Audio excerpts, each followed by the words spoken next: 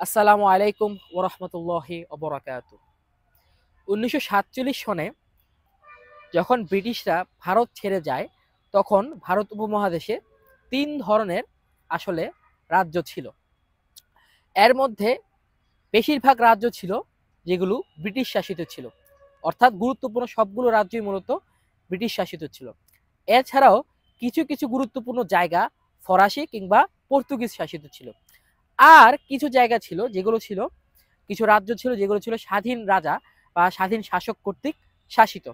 তার মধ্যে আমাদের পরিচিত একটি হচ্ছে কাশ্মীর, এবং এছাড়াও রয়েছে হায়দ্রাবাদ, ত্রিপুরা, ভাওয়ালপুর।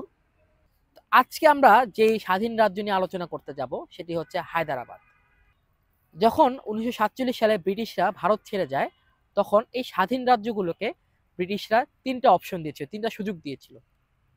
3টা সুযোগের মধ্যে একটা হচ্ছে আপনারা চাইলে ভারতে জয়েন করতে পারেন, ভারতের অন্তর্ভুক্ত হতে পারেন, আপনারা চাইলে পাকিস্তানে অন্তর্ভুক্ত হতে পারেন, অথবা আপনারা চাইলে সম্পূর্ণ স্বাধীন থাকতে পারেন।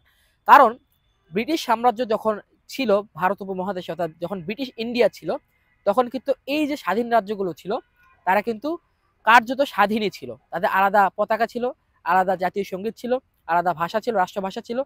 ব্রিটিশের থেকে, ব্রিটিশ ভারত থেকে সম্পূর্ণ আলাদা ছিল তারা। তাদের আলাদা এয়ারপোর্ট ছিল, তাদের এয়ার কোড আলাদা ছিল, তাদের আলাদা এয়ারলাইন্স ছিল, তাদের রাষ্ট্রীয় আলাদা ডাক বিভাগ ছিল, সবকিছু সম্পূর্ণ আলাদা ছিল। এর মধ্যে হায়দ্রাবাদ ছিল সবচেয়ে সমৃদ্ধশালী একটি রাজ্য।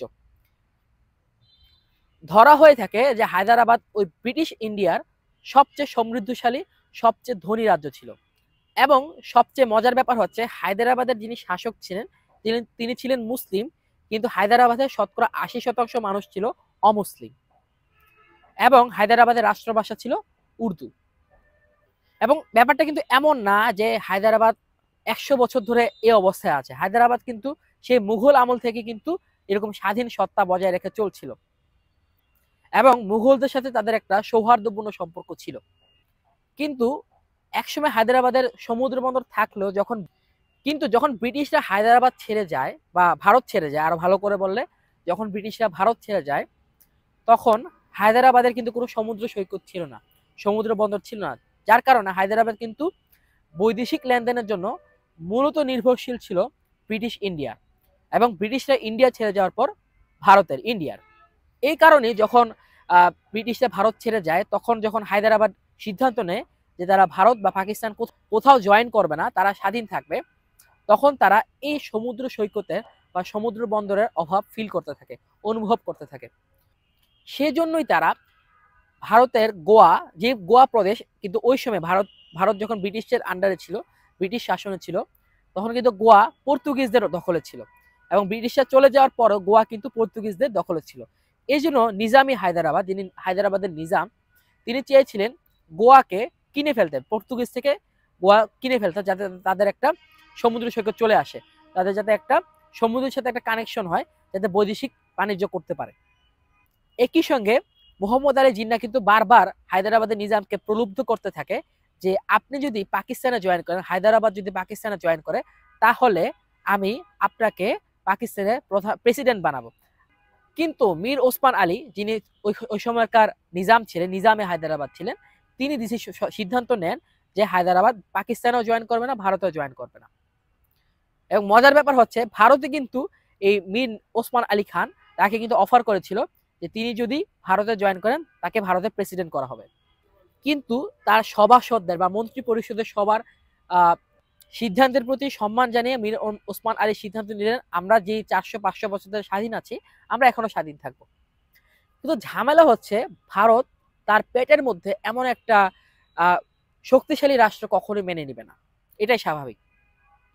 এবং হায়দ্রাবাদের আয়তন কিন্তু ছিল আমাদের বর্তমান বাংলাদেশের আয়তনের প্রায় দ্বিগুণ। তার মানে বোঝাই যাচ্ছে একটা জায়ান্ট রাষ্ট্র ছিল হায়দ্রাবাদ। এবং হায়দ্রাবাদ যখন গোয়া কিনতে চাচ্ছিল, তখন কিন্তু ভারত আরো বেশি থ্রেটেন ফিল করছিল, কারণ গোয়া কিন্তু ছিল পাকিস্তানের সাথে সমুদ্র দিয়ে কানেক্টেড একটা জায়গা। এবং একই সঙ্গে নিজামী হায়দ্রাবাদ প্রথমবারের মতো ফিল করেন, অনুভব করলেন যে তার সেনাবাহিনীকে শক্তিশালী করা উচিত, কারণ তিনি জানতেন যে ভারত কখনোই তার পেটের মধ্যে এমন একটা রাষ্ট্রকে মেনে নিবে না। তিনি নেহেরুর প্রস্তাব সম্পর্কে জানতেন, তিনি নেহেরুর পরিকল্পনা সম্পর্কে খুব ভালো মতোই জানতেন। এই জন্য তিনি পাকিস্তানের সাথে বেশ কয়েকটা সামরিক চুক্তি করেছিলেন, যেগুলো ভারতের জন্য হুমকি স্বরূপ ছিল, ভারত নিজেদের জন্য হুমকি স্বরূপ মনে করছিল। এখন ভারতের জন্য হায়দ্রাবাদে অনুপ্রবেশ করা খুব সহজ ছিল। এর মূল কারণ হচ্ছে হায়দ্রাবাদ কিন্তু ল্যান্ড লক কান্ট্রি ছিল।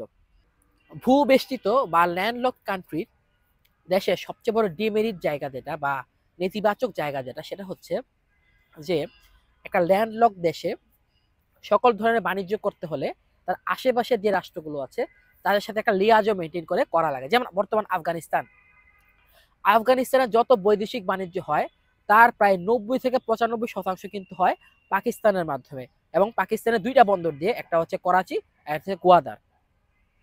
ঠিক তেমনি সেই সময়কার হায়দ্রাবাদেরও কিন্তু ভারতের ভুবনেশ্বর এবং আরো দু একটা বন্দর ছিল, সেগুলো দিয়ে হচ্ছে তাদের বৈদেশিক বাণিজ্য করা লাগতো। এখানে সবচেয়ে বড় সমস্যা হচ্ছে হায়দ্রাবাদ কিন্তু পুরোপুরি বেষ্টিত ছিল একটা দেশ দ্বারা, ভারত দ্বারা। এটা হচ্ছে আরো বড় একটা তাদের উইক পয়েন্ট ছিল। যেমন পৃথিবীর অনেকগুলো ভূমি বেষ্টিত দেশ আছে, তার মধ্যে একটা হতে পারে মঙ্গোলিয়ার কথা চিন্তা করতে পারেন। মঙ্গোলিয়া কিন্তু শুধু একটা রাষ্ট্র দ্বারা প্রভাবিত নয়, মঙ্গোলিয়ার দুই পাশে দুইটা সুপার পাওয়ার আছে, রাশিয়া এবং চায়না। ঠিক তেমনি ভুটানের কিন্তু দুই পাশে ভারত এবং চীন আছে, নেপালের দুই পাশে ভারত এবং চায়না আছে। আফগানিস্তানের কিন্তু আশেপাশে অনেকগুলো দেশ আছে, যদিও তাদের বৈদেশিক বাণিজ্য পাকিস্তানের মাধ্যমে মূলত হয়ে থাকে, বাট স্টিল তাদের আশেপাশে কিন্তু আরো অনেক অপশন আছে। কিন্তু হায়দ্রাবাদের কাছে কোনো অপশন ছিল না, এটা ছিল তাদের সবচেয়ে উইক পয়েন্ট। তার মানে কি, হায়দ্রাবাদকে যদি অস্ত্র শস্ত্র বোঝাই করে জাহাজ আনতে হয়, সেটা আনতে হবে ভারতের কোনো না কোনো বন্দর দিয়ে। যার কারণে খুব সহজে কিন্তু ভারত জেনে যাচ্ছিল যে হায়দ্রাবাদ কি কি অস্ত্র আনছে পাকিস্তান থেকে। এই কারণে সবার আগে হায়দ্রাবাদে মার্কসিজম অর্থাৎ একটা কমিউনিস্ট আন্দোলন শুরু হয়, যেটা হচ্ছে সম্পূর্ণরূপে ভারতের সমর্থনে হচ্ছিল, এবং এই আন্দোলনকে বলা হয় তেলেঙ্গানা বিদ্রোহ। খুবই মজার ব্যাপার হচ্ছে হায়দ্রাবাদের রাষ্ট্রভাষা যদিও বা উর্দু, হায়দ্রাবাদের ম্যাক্সিমাম মানুষ, সর্বোচ্চ বেশিরভাগ মানুষ কথা বলতো তেলুগু ভাষায়। এখন তেলুগু ভাষা ওই সময় রাষ্ট্রভাষা হোক, এটাই চাচ্ছিল হচ্ছে তখনকার আন্দোলনকারীরা, যারা কমিউনিস্ট আন্দোলন করছিল। এই জন্যই এই আন্দোলনকে বলা হয় তেলেঙ্গানা বিদ্রোহ। এবং এই বিদ্রোহ দমনের জন্য হায়দ্রাবাদের নিজাম একটা স্বেচ্ছাসেবী বাহিনী গঠন করে, অর্থাৎ যে বাহিনী কোনো বেতন থাকবে না, অর্থাৎ যে বাহিনী সম্পূর্ণভাবে ভলেন্টিয়ারি কাজ করবে। এই বাহিনীর নাম ছিল রাজাকার বাহিনী। উর্দুতে রাজাকার মানে হচ্ছে স্বেচ্ছাসেবক বা ভলেন্টিয়ার। তো এই ভাষা আন্দোলনের ফলাফল ছিল অত্যন্ত ভয়াবহ, এবং হায়দ্রাবাদের মানুষকে ডিভাইড করতে ভারত খুব ভালো মতো সক্ষম হয়ে যায়। এবং হায়দ্রাবাদের নিজামও কোনো অবস্থাতেই তেলুগু ভাষাকে রাষ্ট্রভাষা করতে রাজি ছিলেন না। এখন হায়দ্রাবাদের নিজামের কয়েকটা ভালো ভ্যালিড পয়েন্ট ছিল। এর মধ্যে সবচেয়ে ইম্পর্টেন্ট পয়েন্ট হচ্ছে তেলুগু ভাষায় দলিল দস্তাবেজ বা আইনের বই কিংবা ফিখের বই, কোনো ধরনের বই কিন্তু লেখা হইতো না। তেলুগু ভাষা ছিল কাইন্ড অফ একটা উপভাষার মতো। চাকমা, মারমা কিংবা ত্রিপুরাদের ভাইদের যে ভাষা রয়েছে, সেগুলোকে আমরা যেরকম উপজাতিদের ভাষা মনে করি, তেলুগু ভাষা কিন্তু এরকম একটা উপজাতি ভাষা। আর অন্যদিকে উর্দু কিন্তু একটা দীর্ঘ সময় ভারত উপমহাদেশের অফিসিয়াল ভাষা ছিল।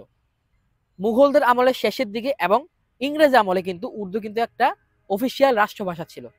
এই কারণে উর্দু ভাষা যত উন্নতি হয়েছে, অন্য কোনো ভাষা কিন্তু ভারত উপমহাদেশের অন্য কোনো ভাষায় সেই পরিমাণ উন্নতি হয়নি। বিশেষ করে একটা অফিসিয়াল ভাষা হওয়ার জন্য যেই ধরনের ওয়েট থাকা উচিত, ওরকম ওয়েট কিন্তু তেলুগু ভাষার ছিল না। এই জন্য মীর ওসমান আলী এই প্রস্তাবে কোনোভাবে রাজি ছিলেন না। আরেকটা ভ্যালিড পয়েন্ট ছিল যে আন্দোলনকারীরা চাইলেই সরাসরি মীর ওসমান আলী কিংবা সরকারকে যে প্রস্তাব দিতে পারত, তারা সেটা না করে ভায়োলেন্সের পথ বেছে নিয়েছিল। এই জন্য মীর ওসমান আলী বললেন যে তোমরা যেহেতু ভায়োলেন্স বেছে নিয়েছো, আমি ভায়োলেন্স বেছে নিলাম। তখন হচ্ছে এমন একটা ক্লেশ লেগে গেল, যেখান থেকে আসলে ভারত সুযোগ পেয়ে গেল এটা বলার যে হায়দ্রাবাদের হিন্দুরা সুখে নাই, শান্তিতে নাই। এবং হায়দ্রাবাদের সীমান্ত যেহেতু অরক্ষিত ছিল, কারণ চারপাশে ভারত খুব সহজেই ওই সময়কার যে উগ্র হিন্দুত্ববাদী দলগুলো ছিল, বিশেষ করে ছাত্র দলগুলো, তার মধ্যে অন্যতম হচ্ছে শিবসেনা এবং আরএসএস, তাদেরকে কিন্তু হায়দ্রাবাদে অনুপ্রবেশ করিয়ে দিল। এবং এই কারণে হায়দ্রাবাদের বিভিন্ন জায়গায় মুসলিমদের উপর কিন্তু অ্যাটাক করা শুরু করলো হচ্ছে আরএসএস এবং হিন্দুরা। এবং এটা পাল্টা একটা জবাব দেওয়া শুরু করলো মুসলিমরা, অর্থাৎ পুরো হায়দ্রাবাদ কিন্তু হিন্দু মুসলিম দাঙ্গায় বিভক্ত হয়ে গেল। এবং এটার মূল পিছনে কলকাঠি নেড়েছিল কিন্তু নেহেরুর সরকার। হায়দ্রাবাদের মুসলমান হিন্দুরা কিন্তু প্রায় 500 থেকে 600 বছর একসাথে শান্তিতে বসবাস করছে, এবং এই 600 বছরে হিন্দুদের হায়দ্রাবাদের রাষ্ট্রভাষা কিংবা হায়দ্রাবাদের প্রশাসন, হায়দ্রাবাদের সরকার কোনো কিছু নিয়ে কোনো ধরনের অভিযোগ ছিল না। পুরো উপমহাদেশে কিন্তু ব্রিটিশ সরকার নিয়ে বা ব্রিটিশ শাসন নিয়ে সবার অসন্তোষ ছিল, হিন্দুদেরও ছিল, মুসলিমদেরও ছিল। কিন্তু হায়দ্রাবাদের শাসন নিয়ে কিন্তু হায়দ্রাবাদের মানুষের কোনো ধরনের অসন্তোষ ছিল না। অসন্তোষ শুরু হলো কখন? ব্রিটিশরা ভারত ছাড়ার পর। এবং আস্তে আস্তে বিষয়টা এত বেড়ে গেল যে ভারত কিন্তু একটা উসিলা পেয়ে গেল, একটা মানে এক্সকিউজ পেয়ে গেল হায়দ্রাবাদ আক্রমণ করার। ওই সময় কিন্তু হায়দ্রাবাদকে স্বীকৃতি দিয়েছিল এমন অনেকগুলো দেশ ছিল, বিশেষ করে অনেক মুসলিম দেশ ছিল, এবং হায়দ্রাবাদকে জাতিসংঘে অন্তর্ভুক্তির বিষয়ে আলোচনা চলছিল।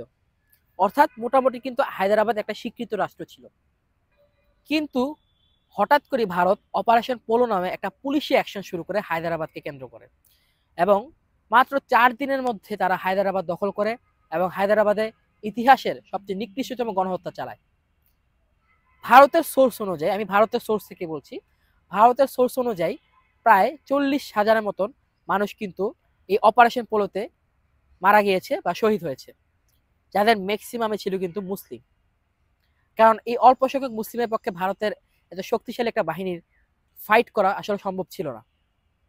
তো এই সকল বিষয় নিয়ে আমি পুরো বিষয়টা আজকে আলোচনা করলাম না, কারণ এটা অনেক বিস্তারিত আলোচনার বিষয়। বিস্তারিত আলোচনা করতে গেলে এই ভিডিওর দৈর্ঘ্য অনেক বেশি হবে। তো আপনারা চাইলে এই হায়দ্রাবাদ ইস্যু নিয়ে বা হায়দ্রাবাদের এই কনফ্লিক্ট নিয়ে একটা চমৎকার বই পড়তে পারেন, যে বইটার নাম হচ্ছে হারিয়ে যাওয়া হায়দ্রাবাদ। এবং এই হারিয়ে যাওয়া হায়দ্রাবাদ পড়লে আপনি ইমোশনালি ফিল করবেন যে হায়দ্রাবাদের পতনে একজন হায়দ্রাবাদীর আসলে ঠিক কেমন লেগেছিল। এবং এই হায়দ্রাবাদের ইতিহাস থেকে কিন্তু আমাদের বাংলাদেশেরও শেখার অনেক কিছু আছে, আমাদের লেসন নেওয়ার অনেক কিছু আছে। তো আজকের ভিডিও এই পর্যন্তই। আপনারা যারা হারিয়ে যাওয়া হায়দ্রাবাদ পড়তে চান, আপনারা সৃজনী স্কুল বইঘর থেকে বইটা সংগ্রহ করতে পারেন ইনশাআল্লাহ। সর্বোচ্চ সংখ্যক ছাড়ে আপনারা বইটা এখানে পাবেন। আসসালামু আলাইকুম ওয়া রাহমাতুল্লাহি ওয়া বারাকাতুহু।